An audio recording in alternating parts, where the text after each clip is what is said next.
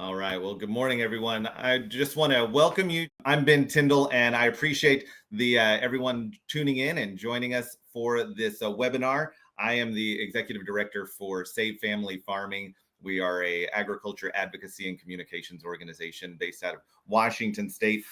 This is a kind of a first of a series that we're putting out and hosting. We're going to plan on hosting regular webinars to really have good, powerful conversations, share some perspectives on issues that are important to agriculture and farmers in Washington State, as well as hoping to be informative and helpful to engage the non-farming community and inform about the issues facing the agriculture community and those that are providing food and clothing and fiber to us all.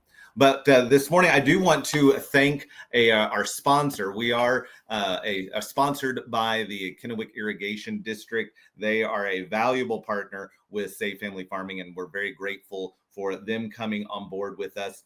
So again, thank you, and a big shout out to the Kennewick Irrigation District for their continued partnership with us.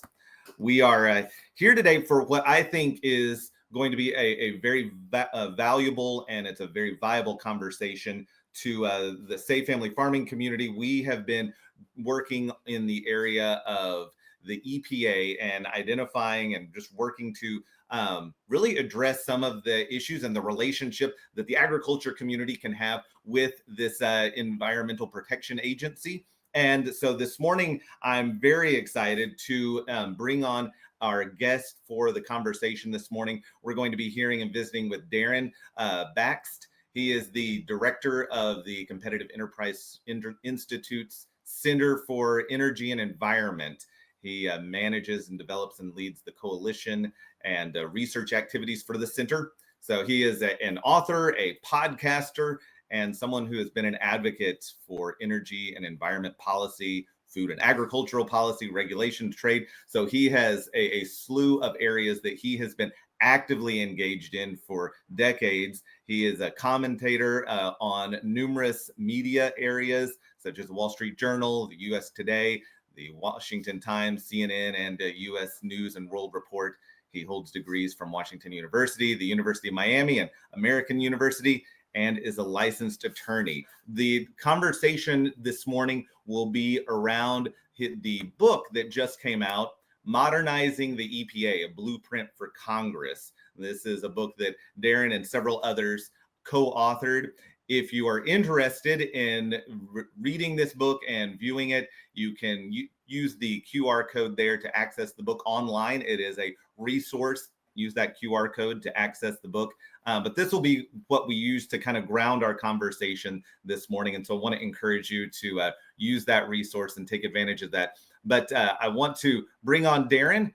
And Darren, thank you so much for joining us this morning and being a part of this kind of maiden voyage, this start to our webinar series. Appreciate you taking the time. Really want to just kind of jump into the conversation about this book. So kind of walk us through what was maybe the catalyst for this book, and tell us a little bit about the team that maybe put that together. Well, first of all, Ben, thank you for the invitation. I appreciate it. And the catalyst. Well, I think when you're thinking about federal agencies and those that have kind of the biggest effect on our lives, you kind of have to think about the EPA. Here at CEI, we're focused on trying to reform the administrative state and reducing the scope of regulations. The EPA is an agency whose the cost of their rules actually constitute a majority of all the regulatory costs across the entire federal government. Just one agency, and that's the EPA. And it's not simply just the cost that's the issue when it comes to EPA, it's how they affect our lives in terms of dictating maybe how we farm our land, or even how the economy can function based on kind of the scope of their regulations. So we are looking on trying to look at reforming the administrative state. A great place to start is the EPA. That's what we did. Obviously, I work at the Center for Energy and Environment here at CEI, so I was biased. We want to look at an environmental agency, so it's the EPA. And that's kind of what inspired us to do it. That's fantastic. Can you tell me a little bit about the intended audience? So what is what is the intent now that the book is published, it is out, you have a hard copy in front of you, it's available online. Tell me a little bit about what do you hope, who will read this book? Who is the intended audience, and what are your Yeah, hopes for the outcome? admittedly, the top audience, is the Hill. It's a blueprint of legislative reforms, really, and it's meant for lawmakers and people that are staffers on the Hill. However, a lot of the recommendations are something that an administration can also apply. A lot of the things are specific to, like, here's what Congress can do, but the administration can do a lot of things as well, even though it's not as good as legislation, because legislation is the law and it's actually harder to get rid of. But it is written in a fairly accessible way. So we're trying to not just simply reach the Hill, but also people in the DC community, and also just folks that are interested and affected by the EPA. So I do think it's a fairly accessible book, even though the main audience really is specifically for policymakers. Yeah. Well, one of the things that I've looked through the book, read through it. In chapter 1 of the book, it opens with this powerful statement that I wanted to read to you, taken from the EPA's own peer review handbook, which states, "Science is the foundation that supports all of our work at EPA." Okay, but your book kind of shows that foundation is cracked a little bit, and there's politics and institutional biases seems to have somewhat kind of replaced some of the objectivity. So, from your perspective, where has EPA strayed away from its own standard of scientific integrity? And again, I'm assuming that was kind of played into the catalyst a bit of why you wrote this book. But how has it strayed? Yeah, if we just think about, first of all, agencies generally, they're always oftentimes they're trying to exceed the power given to them by Congress. So we want them to actually be acting consistent with the statute and the will of Congress. But given the fact that they're kind of doing their own thing and pushing things, we also want them to inform whatever they do using sound science. Otherwise, that becomes a problem, and then we start to lose faith in the agency itself and the government. I think the agency has had a problem with science for a long time, and it's not simply just the EPA. In fairness, it's across the federal government, and also even in the scientific community generally, there are significant problems where a lot of the, we think of conflicts of interest and think of like corporate interests or other special interests affecting the research. But the agency itself has a conflict of interest, because what they're doing is they wind up funding a lot of research, and they're also regulators as well. So a lot of the research that they try to push is helping them to justify their regulations. So in many ways, they have a huge conflict. There's also just some simple flaws with the science that we can discuss as well. Yeah, no, that's good. I know in the book, speaking of the kind of the scientific process, the book calls for a reassessment of the science that's used by the agency. The book mentions a, quote, reproducibility crisis, end quote, and that many of the studies used to justify new rules, they actually can't be verified. I really appreciated this quote from the book. It said, quote, irreproducible research is not really science, and non-transparent science is not reproducible, end quote. So let me ask you, how serious is that problem, and how can EPA restore credibility in the science it uses? Yeah, I'm glad you asked me that. So my colleague Marlo Lewis wrote that science and wrote the science chapter. And he's right. If we think about what actually constitutes science, it's the ability to evaluate how a researcher got to its conclusion. It's something that's testable, that we should be able to reproduce it, replicate it, and see if it actually is sound. The problem is that a lot of the science that the agency uses cannot be reproduced at all. The public, through the regulatory process, the public provides comments, and they're supposed to be able to evaluate how the agency makes certain conclusions. But the public doesn't even have access to underlying data, models, even a lot of the assumptions, which is a big deal because you then can't figure out whether or not the science that's being used by the agency is even sound. Now, Congress has recognized a problem with reproducibility for a long time. I mean, at least 20 something years at a minimum. And they passed a law that I won't get into details with called the Information Quality Act that in many ways tried to address some of these problems, but it hasn't worked, to be honest.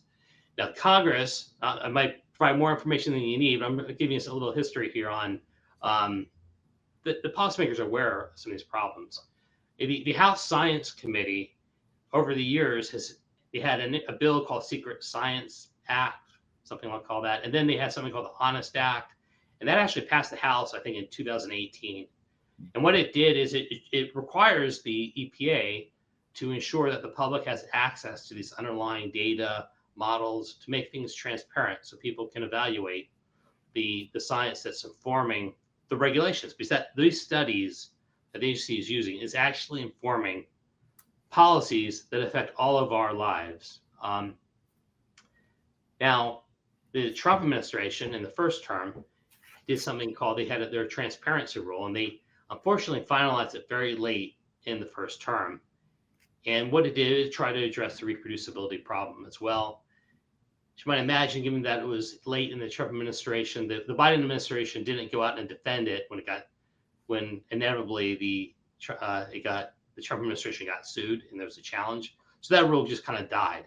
So now what we're trying to do is we're trying to work with not only folks on the Hill, but also the administration to really focus on this reproducibility crisis. There was a study that Journal Nature did, and let's just see if I got some numbers here. They surveyed a bunch of active researchers. I think 52% of these researchers that Journal Nature studied, not exactly a conservative journal or anything like that, 52% said there's a significant crisis with reproducibility. I think 38% said there's a slight crisis. So about 90% are recognizing the crisis. Only 3% said there is no crisis. So this is not necessarily about the EPA. This is about science generally, like the whole all these different academic fields. So don't want to just pick on the EPA, but the EPA uses these studies, and it's therefore very important that they ensure the integrity of the science that's being used by the agency. Yeah. No, that makes sense. I want us to I have a question now. We'll kind of transition to chapter 2, kind of about that intent or purpose of the EPA. I do want to take just a quick second to any individuals that may be viewing. There will be an opportunity for questions near the end of our webinar here. If you do have any questions, you are able to simply type in the comments in whatever platform you're viewing. Simply type those in, and we'll try to answer some questions from our viewers at the end. So just want to give anyone who's viewing this that opportunity. So feel free to send in your questions, and we'll have a bit of a Q&A at the end. With that, Darren, let me ask you this. In chapter 2, you talked about the science area and the integrity or scientific integrity that's necessary, but really you write in the chapter 2 of the book that the EPA is operating more like an economic planning agency more than an environmental protection agency. Can you kind of unpack what that means, and where do you see EPA kind of expanding beyond their intended scope? Yeah, I mean, I think this is in many ways the biggest reason why we probably wrote the book. That line is from our Clean Air Act chapter. So I was telling you that the EPA accounts for most of the regulatory costs across the entire government. The air office, so the air regulations, account for about 98% or so of the EPA's regulatory costs. So when you're thinking about the costs, it's usually from the air regulations. And there are a lot of reasons, but one of the biggest reasons why the agency is a bit of a problem is they have asserted the authority to regulate greenhouse gases. And this is obviously a big issue now. here in DC and what the Trump administration is trying to do with, I won't get too far in the weeds on it, but the EPA is regulating greenhouse gases. The ability to regulate greenhouse gases is really in many ways the ability to regulate the entire economy.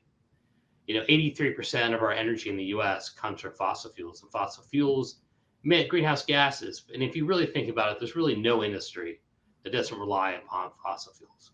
So if the EPA has this authority to regulate greenhouse gases, and really the goal is to kind of, if you're going to regulate it, the greenhouse gas emissions is just kind of to stop it, then you're trying to, in effect, dictate and restrict development and limit the ability across the economy, for all different industries to emit greenhouse gases. So it's not what Congress ever intended. It wasn't meant. The Clean Air Act is, quite honestly, the Supreme Court in a case called Massachusetts versus EPA, which said the agency had the authority to regulate greenhouse gases under the Clean Air Act, like if they found that these emissions endangered public health and welfare, which is a whole other issue. The Supreme Court got it wrong, but that's what they concluded. We'll see what happens. But that's kind of a big problem. They become, and there's no limiting principle. There's no way to kind of rate. There's no real rating it in. In fact, I should just bring up that not to get too legal in the weeds, but there was a Supreme Court case not very long ago called West Virginia versus EPA, and it dealt with the Obama administration's power plant rule, and it was its ability to kind of regulate greenhouse gases from power plants. And the goal was, and what they try to do is they were trying to, in effect, act as the nation's grid manager, effectively killing off, especially like coal power plants. And that's what they did. And the Supreme Court ultimately decided, using something called the major questions doctrine, that the agency went too far. And the reason why is that Congress wanted EPA to basically act as the nation's grid manager and try to control all these electricity sources. And Congress would have spoke clearly and directly about that. And because they didn't, the court is not going to therefore assume that there's in fact the authority to do so. So the EPA is going to be given the scope of what they've been doing, like the Biden administration's de facto EV mandate, that's also based on this how to regulate greenhouse gases. You're going to continuously have these major question doctrine problems where the agency is continuously going way beyond what Congress ever would have wanted. If Congress wanted the EPA to basically, in effect, kill off gas-powered cars like the Biden administration was doing, it would have said so. Now, I don't want Congress to do that, but I certainly don't want the EPA to do it on its own without proper statutory authority. Yeah. Well, talking about clean air, let me ask it. So one of the lines in the book that that kind of struck me, it says the United States has clean air. Over 50 years ago, nobody could have accurately made that claim. However, for decades, the nation's air quality has continuously improved and is now cleaner than the air quality in almost every other country, end quote. So air quality in the United States is already among the cleanest, arguably, in the world, and yet the agency continues to tighten the standards. Why is that? Why don't they? Yeah, why would they continue to tighten things when we're already doing really well, it sounds like? Yeah, just to kind of stress, I mean, this idea of the air quality getting better, it's not really, nobody can honestly question that. And we've made so much improvement in decades that it's the EPA is the EPA's own data, and both sides will acknowledge this. At least they should. It's the truth. They're one of the pollutants that is a big concern for some is something called particulate matter. It's like fine particulate matter. It's referred to as PM 2.5. So a lot of times that becomes like you look at whether or not what the PM 2.5 concentration levels are. The U.S. has PM2, or concentration levels are incredibly low. So all these countries like in the EU that want to complain about environmental issues, or the U.S., whatever, let's just say we beat them pretty badly when it comes to air quality and PM 2.5. So our air quality is a lot better than these European countries. And there's like, I think maybe three EU countries that might be better with air quality. But like in the whole world, we're like the top. I mean, right near the top. I mean, and really, when you think about how productive we are and the economic growth, economic development, and our economy, you take that into account and adjust for that, we really are the top. Now, people will conflate air quality with greenhouse gases. Uh, Greenhouse gases have absolutely, and carbon dioxide have absolutely nothing to do with air quality. Carbon dioxide is an invisible and odorless gas. And I actually I was in some conversation with a few people recently, and somebody who I thought should know better was talking about, well, I don't want to have to breathe in or be carbon dioxide. That doesn't make any sense. Again, that's not the issue with carbon dioxide. It's, again, invisible and odorless gas. You'll see, like, in media accounts, like they'll show a power plant and all this dirty air or whatever. That's not carbon dioxide. So people conflate and confuse that. That helps, I think, the EPA to justify greenhouse gas regulations. But getting back to actually what are, in fact, pollutants that we're talking about are what are called criteria pollutants. Those are the, like, PM 2.5, as I said, ground level ozone, lead, continuously steep declines in all of this. And the reason why the EPA keeps doing it is every 5 years you have to review and, if appropriate, revise the standards for these pollutants. If you're an agency, you're not willing to give up your power. You're just going to keep moving the goalposts constantly every single time.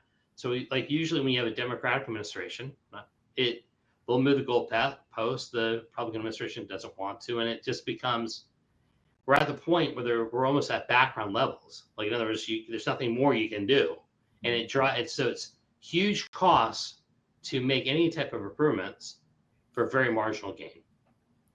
Yeah, no, that makes sense. Well, I know. Let me ask this. You mentioned administrations. Now, one of the things that in the book, at the end of each chapter, and you mentioned the kind of key audience or identify the target audience as ultimately individuals on Capitol Hill, Congress. And I know at the end of each chapter, you identify key issues and suggestions and kind of takeaways and action steps that really our leaders could implement addressing clean air or water or pesticides, whatever the issue of that particular chapter was. For this, what can Congress do to kind of help draw the line between, and kind of a stronger line between, environmental protection and this kind of overstretch into economic sustainability? Yeah, I mean, honestly, the ideal is that the EPA shouldn't be able to regulate greenhouse gases. Sure.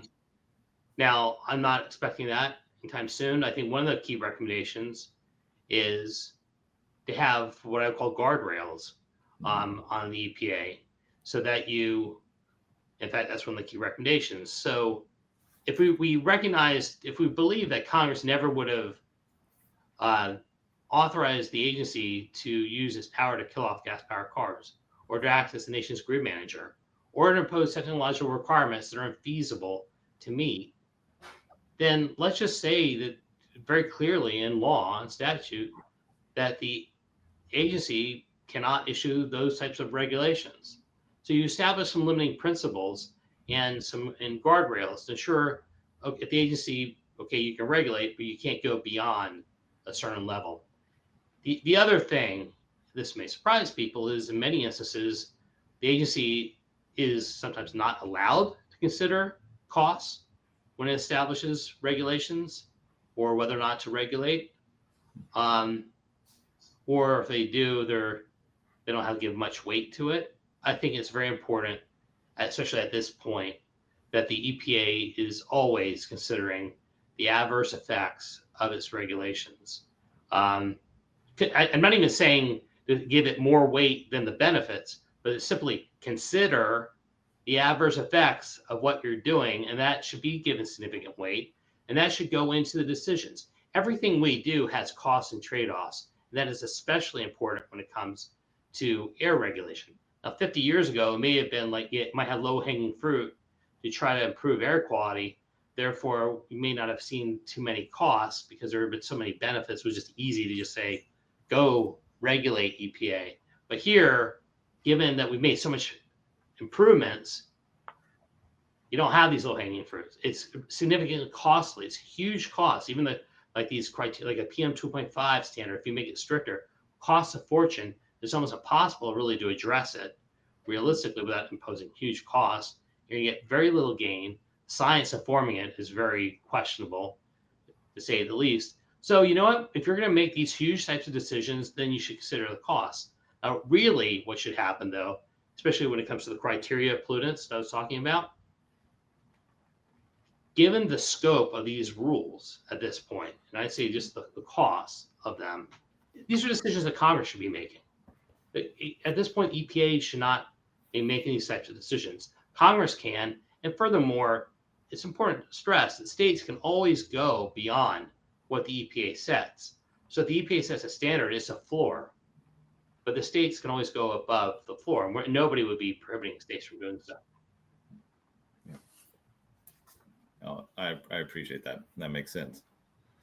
Well, let me ask this. So one of the areas, so the kind of the, if I remember right, the third chapter, the next chapter talks about water. And so water, similar to clean air, but water in particular, when it comes to farming, when it comes to agriculture, is a key issue. And this chapter really hit home for those of us who are involved and engaged in agriculture. It really details the EPA's interpretation of the Clean Water Act, and it's kind of become I guess a bit of a case study in overreach by the EPA, in my opinion. The book makes kind of says the agency has in essence stretched the Clean Water Act beyond the boundaries of common sense, and like you're directing, beyond the boundaries of congressional intent. This one quote from the book, it states this, it says, quote, "When Congress made these decisions in the 1970s, it left some ambiguities around the edges.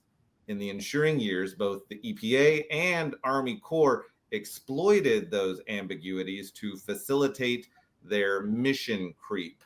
I like that term, to pursue maximal environmental protection and maximal economic disruption in places and activities that Congress never intended.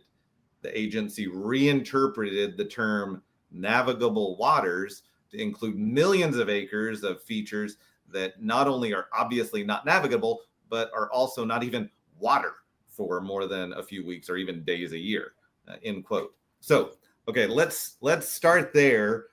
How did EPA's interpretation of the WOTUS, Waters of the United States, drift so far from what Congress actually meant?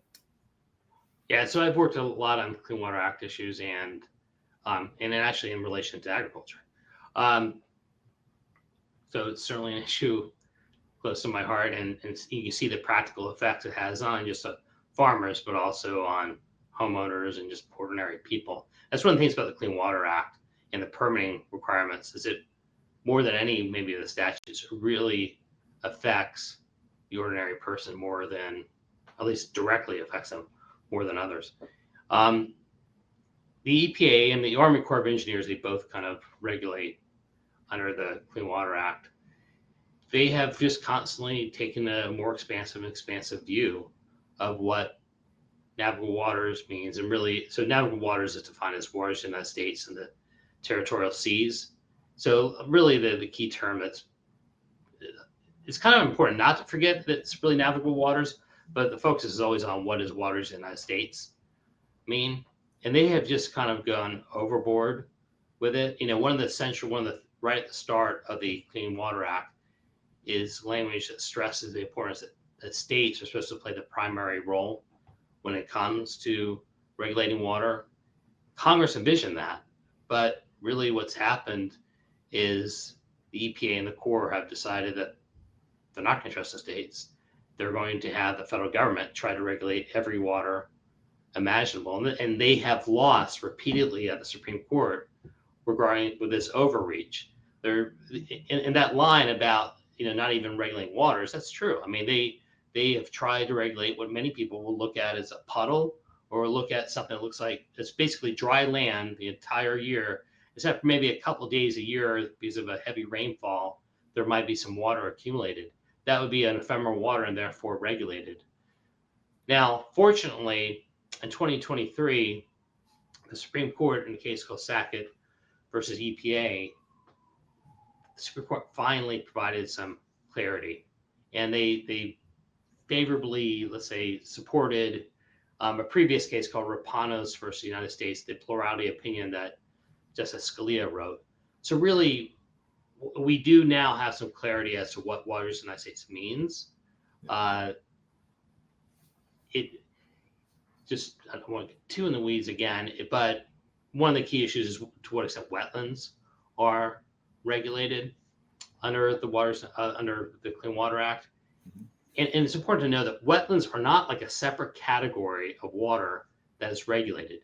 The only reason why a wetland would ever be regulable, something you could regulate, is only because it is because of its connection to a relatively permanent water, something like a lake, stream, or river.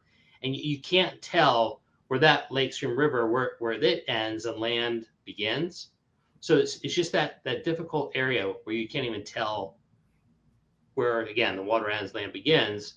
That's why, to the extent that that's the case, then the wetland can be regulated. But it's not a separate category by itself. You can't regulate a wetland that's somewhat close to a lake or whatever, or stream. It's not even actually that the wetland has to be adjacent. It's more than that. It can't simply be adjacent. It has to be to the point where the wetland, like, you literally just can't even tell the difference where the lake again ends, or the stream, whatever it might be, and the wetland begins.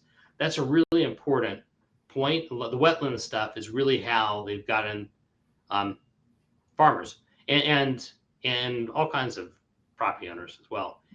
And the other thing is the language is relatively permanent waters. That comes from the Rapanos case, and the Sackett court again supports what was said in the plurality opinion of Rapanos. So you're talking about relatively permanent waters.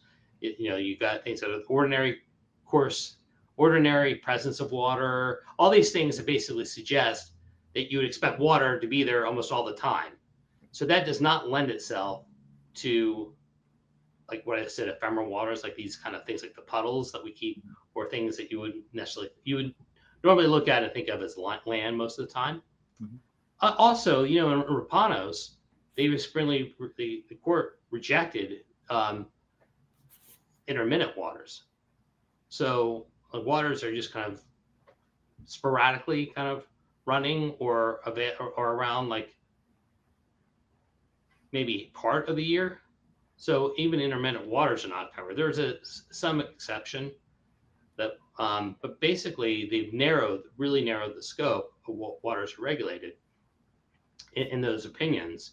And to be clear, these opinions are just being consistent with what Congress wanted.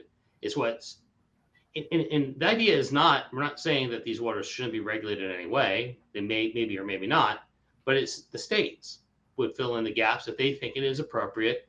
The people that live in the states are closer to the water issues and the concerns, and they have the interest and to decide whether or not they want to regulate some of these things that are a little bit more disconnected to what we would normally think of as actually water. It's important to recognize that Congress's power is connected to the Commerce Clause and interstate commerce. So it becomes, the EPA and the court try to regulate waters that are like intrastate, like within the state, or have very little connection to some type of water that has anything to do with interstate. So it's just from a legal perspective, from the statute and even the Constitution, it's not appropriate for the EPA or the court to be regulating these waters. And fortunately, I should point out that the Trump administration will be coming out with a new WOTUS rule very soon.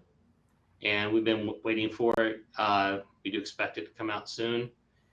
And we'll see whether or not it is consistent with the Sackett versus EPA decision. I'm hoping it is. And if it's not, we'll certainly make our thoughts known to make sure that it is consistent with SACA versus EPA. Well, kind of let me ask this, just playing off that, one, talking about the federal government has the ability to regulate navigable waters here on the Washington. One of our key issues when it comes to water regulation is fish habitat, and there's a lot of regulation around anything that is fish bearing, and yet there's this kind of stretching similarly where the government is able to regulate non fish bearing waters because they have some sort of hydrological connection to fish bearing water, or similarly with navigable waters. Well, we can regulate this little puddle over here because through some form of chain it's gonna somehow in some way impact navigable waters somewhere out there. We can even in a almost ludicrous or comical train of thought. So can you kind of, what's the problem with that kind of approach,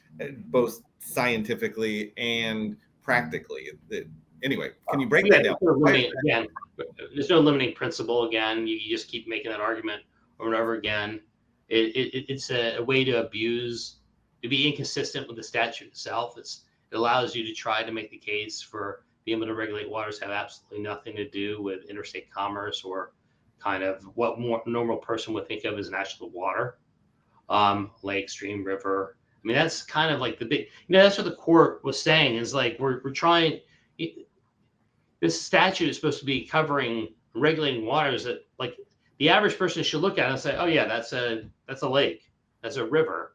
Not, what, I shouldn't have to get aerial photographs to figure out whether or not some water, there's natural water there that's regulated, or to have to look at like underwater or whatever. I mean, there's aerial photographs, there's GPS like programs and whatever. Like, no, that's not the point. I mean, property owners are the ones that face severe penalties, like farmers face severe penalties if they didn't properly get a permit for what's a dredge and fill permit, Section 404 permit. And really what Section 4 permits are dirt moving activities. This is not what people think of. They're not polluting pristine waters here. We're not talking about that. We're talking about somebody who wants to build a house. So they have to get a dredge and fill permit, and they didn't do what the Corps and EPA wanted. They wind up facing severe penalties and even potentially criminal penalties. And these are really innocent property owners.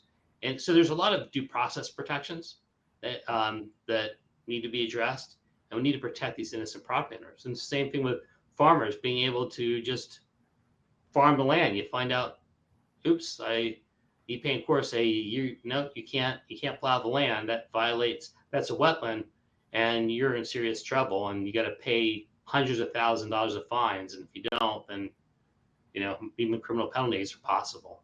That's just we shouldn't tolerate that. Yeah, no, and that's a good line. Really, we shouldn't tolerate that. We shouldn't, as citizens. I would hope our representatives would understand that as well.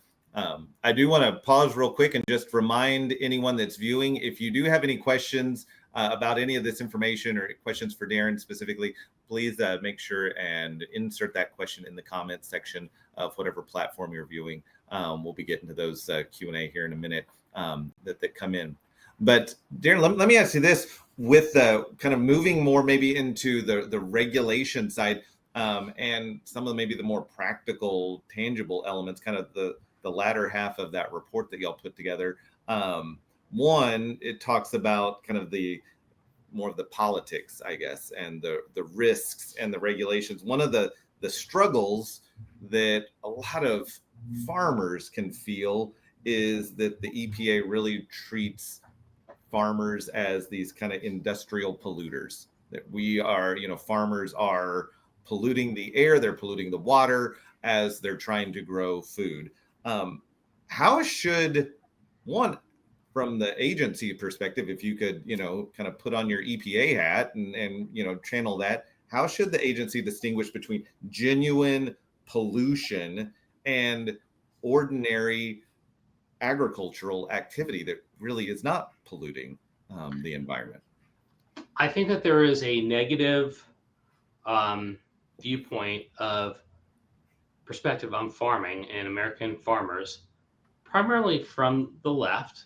Um, one, I've written about this in different contexts. I think that I think American farmers should feel almost an existential um, concern over efforts by like the the Biden administration. I think is a good example of trying to kind of dictate how Americans, how farmers farm the land. So they were pushing like climate smart agricultural practices, or giving money for organic farming. And if you're not doing that, then that's a problem. Or buying into these international kind of agreements or policies to worry about things like climate issues or uh, equity issues as it relates to farming, or things that have absolutely nothing to do with actually producing food. And then you look at like the USDA document from during the Biden administration, like, and talking about like priorities and stuff, like just the idea that the production side is like very low on the list. These other things that are unrelated to agriculture are up on the near the top. And where's the concern about production? Where's the concern about making sure we feed Americans in the world, and just allowing people and farmers to actually make the choices and to be the ones with respect to farm the land? There's nothing like that. And it gets back kind of to the climate discussion that we have before, the regulation of greenhouse gases, that there's really no consideration of the costs and trade-offs. It's just simply they're pushing a certain agenda, and these costs and trade-offs just are not relevant. So if it drives up food prices, or whatever it might be, it just seemed to be as big of a deal as it really needs to be. It doesn't seem to be the focus. So I would just say that we shouldn't be kind of picking on any group, regardless of farming or industry or whatever it might be. But we should be addressing genuine, tangible, direct environmental problems. So if the EPA can genuinely point to specific practices that are problematic, then that's something that needs to be addressed. But I think, unfortunately, there's just kind of this built-in bit of bias that may pervade some folks. And I think you definitely do see that again with in the clean water area as it relates to the federal, thinking that the only way to address water issues is the federal government to address the water issues, not the states or farmers or property owners themselves. Because it's not always about regulation. Some of the best stewards of the land are the farmers and property owners. So let's also like respect that as well. Yeah, that's good. Well, let me ask this. This is a question a viewer posted. Looking at reform, what would be a needed step, kind of getting more tangible or practical, I guess, looking at what is a most important next step, for the different things that you've outlined. You outlined several in the book, and like I mentioned, there's some key issues that at the end of each chapter that you outline and encourage kind of action steps. What would be a important first step for a regulator, for a leader, for be it on the federal side or even maybe on the state side? Well, look, I think the biggest thing needs to happen is Congress needs to do its job. It needs to amend these major environmental statutes. So we can have the administration doing good things, or what you wind up having is these administrations going back and forth depending on what political party is in power. So then you have one good rule and then a bad rule, good rule, bad rule. You're just going back and forth. There's no predictability, especially when it comes to the water issues for farmers. You're like, the good news for, I think, on the water side is the Supreme Court provides some clarity. So that's helpful. But really, Congress needs to amend the statutes. I think, especially in the Clean Air Act specifically, I do think it would be ideal if we didn't regulate greenhouse gases through the Clean Air Act. But you said a small step or something, then again, I think one area would be to at least require the agency to consider costs and its trade-offs when it's regulating, and also to create some guardrails on what the agency can do when it comes to regulating. On the criteria pollutants, these are, because honestly, we're talking about rules that potentially be hundreds of billions of dollars potentially, depending on what rules we're talking about.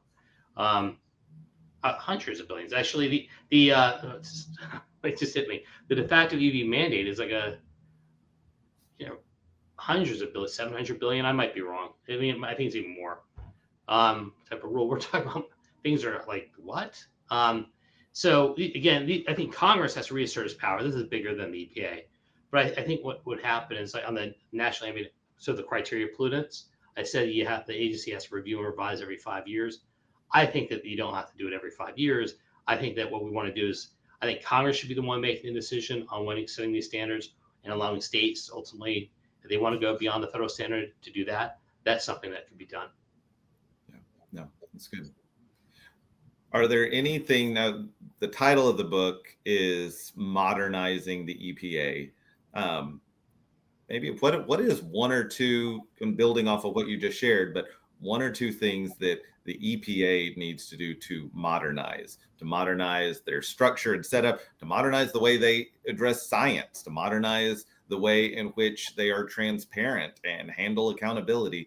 Can you talk about, maybe one or two key reforms to modernize the EPA? Yeah, I mean, I'll get to what the agency can do. I know I'm a broken record, right? It's really Congress that has to modernize the agency. It's the agency is regulating as if it's 1975 as opposed to 2025. The Congress has to change and alter the statutes to reflect the reality that is actually, well, the reality when it comes to air, water, whatever it might be, and also kind of recognizing some of the look after 50 years, you start to learn some lessons. I don't know, maybe it should happen a little sooner than 50 years, but certainly after 50 years, you have plenty of lessons. And I think it's important for Congress to make some changes to modernize it. And I think these statutes in particular, that we should be amending the statutes to address the problems that have been created, that have hurt farmers, that have hurt property owners, that have devastated the economy and placed well-being and growth and human flourishing well below their kind of more extreme environmental objectives. Now, we're not saying you don't want to improve the environment. Of course, we want the environment to be cleaner, but we also want to have proper consideration of the costs and trade-offs, as I've said. Now, the agency itself, I mean, again, there's some good things that can be done. Any future administration can undo it. I do think that one key thing is that the agency, the EPA, should do on its own. First of all, I should clarify the Trump administration has done a lot of great things when it comes to undoing Biden administration rules and also helping to the Trump administration is getting rid of something or proposing to get rid of something called the endangerment finding. That is this is probably beyond the scope here, but it's basically the predicate for the ability of the agency to regulate greenhouse gases. So if there's a finding that these emissions don't endanger public health and welfare, and there is specific statutory language that actually would suggest that it's actually not that clear cut that endangers public health and welfare, regardless of what your view is.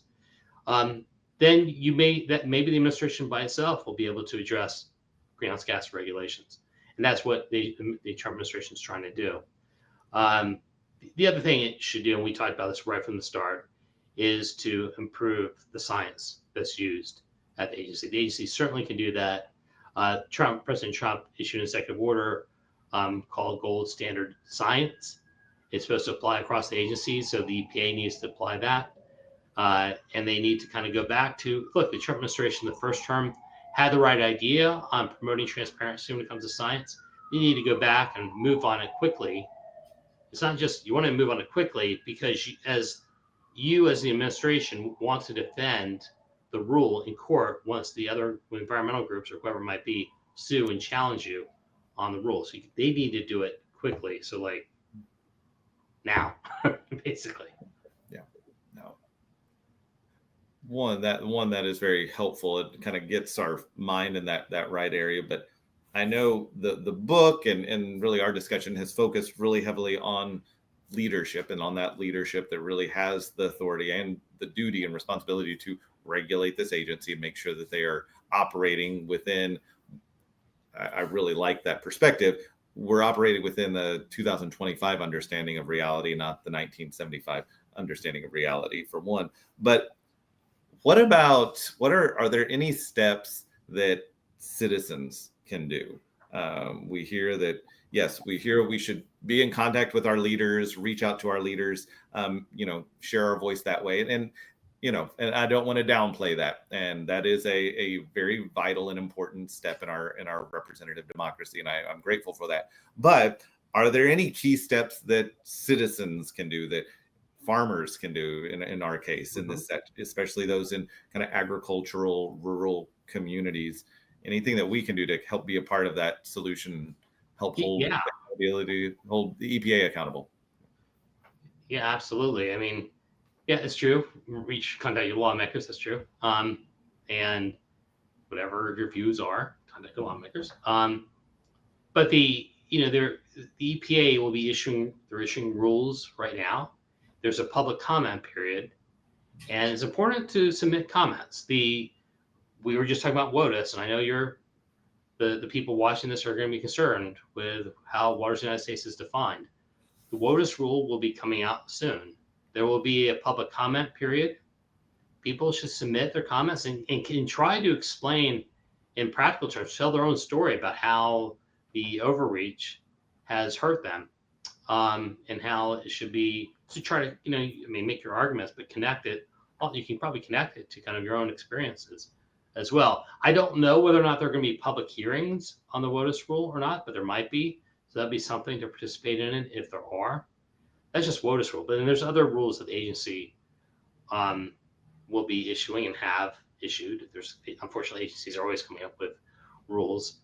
Fortunately, though, with the Trump administration, they're usually undoing some problematic rules. The other thing is, beyond just telling, kind of communicating some of the challenges that you have. Let people know about some of the overreach that exists. Like, even though, for example, the Sackett versus EPA case was issued, I'm hearing and I've been told property owners are still kind of dealing with some really abusive actions by the Corps and or the EPA, and that's a problem. So it's important to kind of communicate those concerns and talk to not just lawmakers, but to kind of communicate with different groups and groups in the agriculture community about these problems. No, that is wise. That is wise. Well, let me ask this. So as we kind of wrap up the conversation a little bit, what is kind of the next step with, you've published this book, the report is out, the key issues and the findings are there. So what is next for you with this? Where do you take it, and kind of what are you watching to help maybe guide and see, how effective the research that your team has put together, is it being received? Is it being addressed? Are there solutions being implemented, et cetera? What is the next step for you? Yeah, I mean, the good news is, we're hearing from the Hill. There's an interest in a lot of the ideas, and it's important for us to be on offense. We can't just release the book and then, all right, that's it, move on. So we try to reach out and work with lawmakers and others who are interested in these ideas and trying to turn it into actual tangible, like, legislation, or to the extent the administration is interested in these ideas, we hope that it helps inform rules or whatever it is that they're doing. At CEI, we played a huge role in, we didn't talk about the Inflation Reduction Act, but there are few subsidies in the Inflation Reduction Act to push for harmful energy related policies. I'll just say that. And we've been advocating for dismantling a lot of those harmful policies. One of the chapters in this book talks about getting rid of a lot of these IRA, Inflation Reduction Act programs that the EPA administers. And I can say that a lot of that happened in the One Big Beautiful Bill Act, at least to an extent, a large extent. A lot of the programs were just defunded. So that was great. So we're already seeing some successes already. And the kind of behind the inside baseball explanation is, in looking to think tank world, which I work at a think tank, is it's very important to develop like additional derivative products. So like you write the book, and then it's important to write op-eds that help to promote the book, or you write a paper that's based off one of the chapters in the book. So you're constantly working and promoting these types of things through different types of publications, through webinars like today's, and other ways, and reports, and whatever it might be. So we're out there, we're being very aggressive and being on offense to try to make these recommendations a reality. And some of these recommendations we see as might be years, in the making. Or others, other recommendations are things that can happen right now. Makes sense. Well, I do want to encourage those that are watching to, again, I'm going to put up on the screen the QR code for the book, Modernizing the EPA, a Blueprint for Congress. One step I might encourage is individuals check out the book, look through it, share it with others that you may have connections with, share it with your legislators that you may have outlets for, have a voice to. Use this as a tool to share and promote. So use that QR code there and be able to access the book as you're able. I want to definitely encourage that. Darren, let me, as we kind of wrap up, let me just ask, is there any closing thought that you might have for those that are viewing this, both today and we anticipate others that will be watching this in the days to come? Any thoughts that you would leave with us? First of all, I want to thank you again for inviting me, and I think it's great what you're doing with Safe Family Farming. This is a huge issue. These EPA is an agency that's in many ways different than maybe a lot of others. I talk about cost a lot, and you might be thinking just about dollar signs, and that's true. But really, I guess the takeaway would be a lot of these regulations are dictating how you live your life at the most basic level. What kind of cars you drive, whether or not you're going to be able to actually even have reliable electricity, and could go further. I mean, I could see a very real possibility that the EPA could start to regulate in things that can affect in agriculture directly, even unrelated to kind of the water context, but like methane emissions. And you might even start to see ways that they try to limit animal agriculture. So who knows? It's a possibility. If I talk to you, we had a webinar 7 or 8 years ago, and I tell you the Biden EPA is going to basically try to kill off gas-powered cars, you'd say I was an idiot and I was a nut. But here we are. And so that's a concern. So I'd be worried about what they're doing. And quite honestly, we've already seen like the Biden EPA trying to push climate smart ag practices. So like they're trying to micromanage how farmers farm, and they're using climate as the pretext for doing so. So I'd be concerned about that. And I do think instead of sitting back and letting this happen, I think it's important to push back against this kind of extremism. No. I couldn't agree more with that, especially that last comment, that really that is the perspective that Safe Family Farming, we really want to take on more of that, play that offensive role and say, how can we be proactive and engage both in a truth-based, grounded in science and reality based approach, but let's stand up for truth. Let's stand up for reality. And in that process, let's stand up for our farmers who are actually feeding and providing for us day in and day out. So with that, Darren, thank you so much. Thank you for your work on this book. I know it was a team effort, but thank you for your work on this. Thank you for your leadership in CEI and your work promoting and providing information and research on energy and environment. Really do appreciate it. Thank you for taking some time with us this morning. It means a lot. Well, thank you, Ben. Absolutely. I do want to encourage those that are watching this. You are welcome to and encouraged to check out Safe Family Farming. If you have any questions, or if you have any questions about the information that was shared and want a little more information from us, check out our website, www.safefamilyfarming.org. You can also email us at info@safefamilyfarming.org. That is an excellent way to get in touch with us. If you are interested also in taking that proactive step forward and making a difference, I do want to just promote, we have a upcoming event on December 13th, Cultivating Leadership, a Candidate Training for Agricultural Advocates. We are promoting and putting out basically a campaign school for individuals that are interested in getting engaged in the political process, engaging and potentially running for office, or engaging in a campaign or supporting someone's campaign that is working to be a pro-agriculture candidate in our region. This would be a powerful way to empower and enable individuals who want the tools to really run a successful campaign. And with that, I would like to just thank everyone for tuning in to the webinar this morning. Again, if you have any questions, don't hesitate to reach out, info@safefamilyfarming.org, or check us out online. Again, a big thank you to Darren for his leadership and joining us this morning. And we look forward to tuning in with you next time, and hope to hear from you soon.